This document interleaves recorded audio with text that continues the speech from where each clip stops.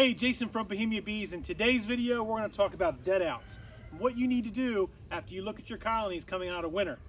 Stay tuned because we're going to talk a little bit about how to make something good out of something bad.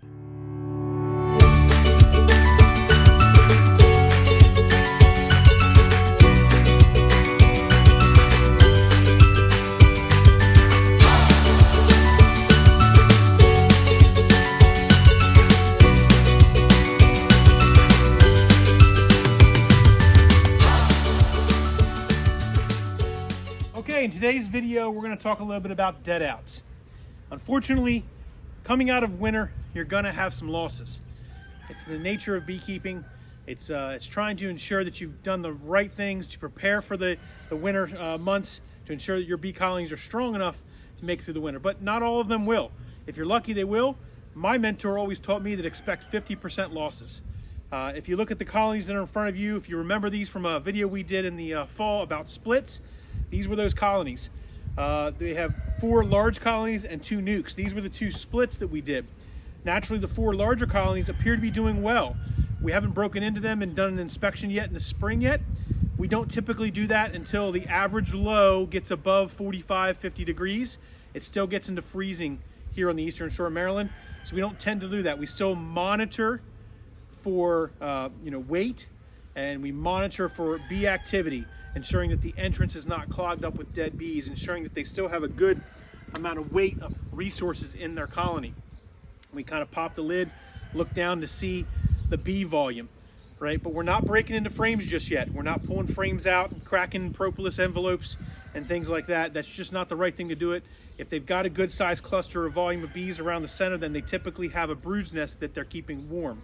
So if they're in a flurry inside and they look very disoriented, they look like there's a lot of activity in the front of your hive, but it doesn't appear that there's a organized cluster of bees in the middle, then likely that colony is being robbed out. It's unfortunate. You might still have a small colony there that's trying to fight every last bit of resources. Maybe put a robbing screen on, see if you can stop that process. But if you can't, it's already a loss. Once the bees have found a hive to rob out, they will. So let's talk about deadouts. When you inspect a hive after you come out of winter, you're looking at your colonies for bee activity. If they're coming and going with a good amount of volume, then those foragers, the ones that will come out of the hive, they'll even do sort of a mortuary job in which they're dragging the dead bees out, continuing to clean that bottom board. That's an indication of a strong colony. That means that the bees have enough resources and workforce to do the ancillary jobs, like the mortuary job. Right? So they're primarily worried about keeping the brood warm, making sure that they have enough bees to feed and take care of that larva through all its stages, ensuring they're taking care of the queen, of course, and the foragers that are going out and getting the very limited resources that we have here on the eastern shore of Maryland. Right now, it's just a little bit of maple pollens that are coming in, some crocus, things like that, and naturally they'll find it where they can find it. But looking at these colonies up front, you'll notice that this one over here in the corner is very light in its movement of bee activity in the front.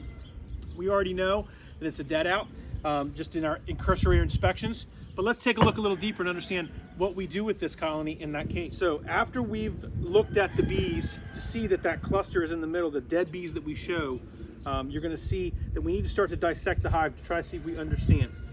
First thing I do is I lift the hive, and that's a very light hive. That means that there's 0 resources, and likely these bees starved to death. Unfortunately, they didn't get enough resources for the size cluster or the size that they were kind of to get through the winter. The first thing I'll do is I'll pull out the outside frame and I'll inspect it. The first thing I'll notice when I pull it out is that the combs are empty on the outside. Good indication. There's a little bit of honey here, capped honey, not much. I also notice that there's a little bit of what I call surface mold. Surface mold is an indication that there was some moisture in the colony and or they died a while ago, right? So a month or 2 ago. And so when the temperatures fluctuate in the colony and those bees aren't in there to sort of keep everything clean, drink up the moisture or sort of kind of maintain the colony, this surface mold you'll see as an indication that they have been passed a while back. Let's set that to the frame to the side. Take a look at the next one. I'm actually going to look at the other outside frame and work my way into the cluster that's in the middle. Pulling this next frame out, this has a little bit of weight on it. There's some honey here on the outside, honey here on the outside. Still not a lot to maintain a colony, but there's a little bit of weight. It appears that the bees were attempting to try to survive that remaining piece of the winter. Now, this was a split that we had done. 2 frames on the inside were undrawn comb late in the season. The problem with undrawn comb late in the season is there's not a lot of resources for them to draw that comb out. So you can see what they did. They had some resources in there, and if you notice, these bees that you're seeing right now are clustered around the remaining amount of food resources they would have had. Therefore, they were looking to try to continue to solve their problem, which was lack of resources. The other outside frame was another frame that was drawn. Now it looks like they draw a little bit more comb, but yeah, that's a great sign. Look at that moisture. They have been dead for a while, and you can smell the dead bees, unfortunately. I'm looking for the queen to see if she's in here, just gently scraping away the bees, see if she's buried down in the bottom. Unfortunately, the nature of beekeeping, I'm also looking to see if this was brood. This looks like this was resources. We can set that to the side. And we're going to look at this primary frame. Let's take a look at this primary frame up close. All right, if you look at this frame, you will see the queen's right there in the center. See her? She had a small brood's nest that she was continuing to maintain. No resources around her whatsoever. No pollen, no nectar. That cluster was the size of maybe a grapefruit. It just wasn't warm enough, and they didn't have enough resources to maintain through the winter. Now, they died fairly early. Why? Because there's no brood in the behind the scenes back here that they were maintaining. There's a lot of mold, which means that they died probably closer to the end of November, beginning of December time frame. And it's unfortunate, but if you notice, there's a small cluster on the backside as well. And the bees inside the cells with their butts out typically means that they starved to death because they were looking for more resources. It's a shame that we didn't get enough weight on this colony, and it's sad. Your next question is, Jason, what do you do with that? I mean, you got a hive that's dead. I mean, it has some dead bees on it.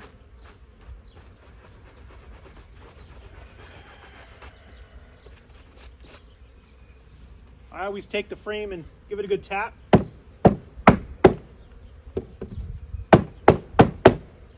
Helps get some of the bees out. Okay. Now, let's clean up our equipment. They didn't have an issue with blocking of the entrance. So when the bees died, you see they died over that cluster, probably on a very frigid, quick, cold day that they had. They couldn't keep enough warmth. The queen wasn't laying enough to reproduce enough bees to replace the ones that were dying. I've had smaller clusters get through winter than this one. Surprisingly enough, a little 2-framer, 1-framer. But with this particular one, it just something, so there was a cold snap, it got warm, they ate up their resources, it got cold again, they didn't have enough resources, it was too cold for us to go out and put liquid feed on. We didn't put fondant on this particular one as a test, and naturally you see what happened. We didn't have enough bees to make it through the winter. So unfortunately, that's the nature of it. Now, one thing I'll also point out is on the bottom board, a lot of dead small hive beetles. Okay? So those small hive beetles that were in your colony that you thought you got rid of, they were hanging out. Bees were doing a good job trying to keep them clean.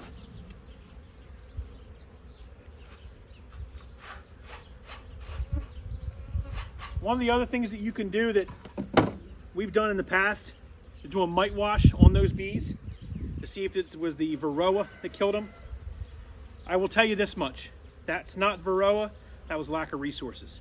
They starved to death, they didn't have enough resources, not enough honey in this colony to get a colony through the winter. So you're asking, what do you do next? You've got these frames, you got these equipment. Well, a quick thing that you can do is make a good thing out of a bad thing. Take those resources that you have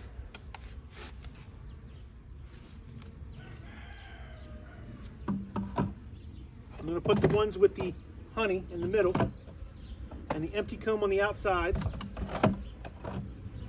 Try to clean them up a bit.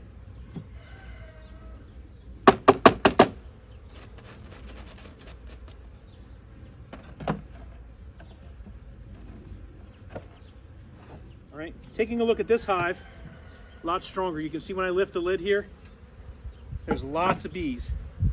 Good bee volume. There's even a few small hive beetles that have made it through the winter, which we're crushing, getting rid of them. Now, I could do an inspection on this colony. I'm not going to because it's still cold out, and like I said, I don't want to break that propolis envelope. But what I want to do is I want to give these room to grow. They're in a 5-frame nook. We're coming into spring. My single deeps that are over here have already retracted in the size of their cluster. Now, this nuke is about the size of that. So what I want to be able to do is I want to be able to give them more room to grow. And it's an easy thing to do is to take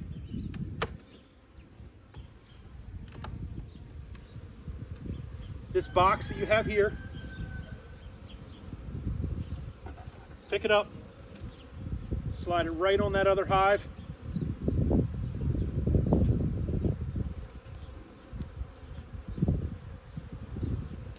Making sure that my frames are tight and centered. Okay. Replacing that lid. And now we've given them more room to grow into. The bees will move up into this open space and start to bring in resources, start to grow that colony nest to more than just the 2 or 3 frames in the middle. They have more space to grow into, and they're less likely going to swarm. Now in about a week or two, we're going to come back in about 10 to 14 days and inspect this full colony as they've kind of moved up into the top. Spreads the bees out a little bit, allowing us to look for any swarm cells, allowing us to look for anything that's of suspect. We don't want this colony to swarm because it was a nuke, and we'll do that with all of our colonies here shortly. So again, this is really just taking and making a good thing out of a bad scenario. Okay, so to wrap up, we took a dead out nucleus colony, we cleaned it up, we determined what was the cause of death, slid over the 5 frames and the other double nuke, now to make it a double 5 frame over 5, gives them enough space to start to build out the colony and grow that colony. You know, it's a really good thing to have these resources in your colony. It's a really good thing to have multiple pieces of equipment. If you do have dead outs, making good use of them going into the spring. And if you have a stronger colony that needs room to expand, make sure you give them that space to expand and determine what your priorities are. If you're one that's going to want to make honey, well then naturally you might want to, after your inspection, put a queen excluder on, or use that if you choose, and put a honey super. If you want to make bees, then put another double deep on top. Maybe take a dead out with deep frames, put it on top of one of those other really strong colonies. They'll move up, build a bigger cluster in the spring as the nectar flow kicks in, and then you can make some splits off of those. Splits are a great way for a sustainable apiary. We really love the 5 over 5 setup. We also love running single deeps too as well. It's just the way we do it here in the Eastern Shore of Maryland at Bohemia Apiary. Doesn't mean it's a prescription for you. It just means that this is a technique that's worked for us. We really like it, and we love to share it to the community. So appreciate all the support on the channel. Hit that subscribe button down the bottom. Hit a like. Comment below, actually. That's probably the most important thing. Comment below if this technique has worked for you in the past. Comment below what you do with your dead outs. Do you buy new bees? Do you make splits off your existing hive?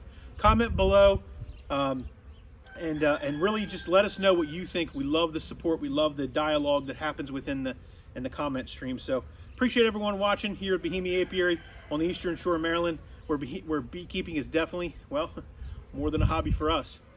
It's an obsession. Thanks for watching, everyone.